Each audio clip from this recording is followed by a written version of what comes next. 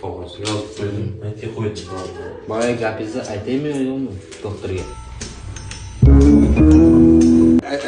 Aytaymi? Nimaga? Boya kampircha bormi bitta cho'lonlarni? Aha. Kampirchami? Aha.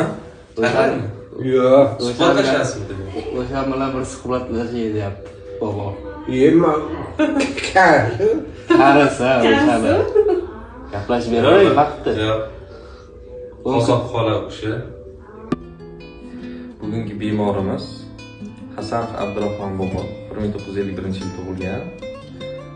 Kelgan paytdagi shikoyatlari chap tarafda qo'l va oyoqda harakat kamligi, muskulli kuch kamligi hisobiga yura olmaslik, jismoniy harakatda hansirash, nutq buzilishi, ya'ni gapirishda qiyinchiliklarga duch kelishi bezovta qiladi boboni. 10 yil oldin birinchi marta insult o'tkazgan, bosh miyada qonlashuv o'tkazilgan, undan keyin yana bir marta insult bo'lgani.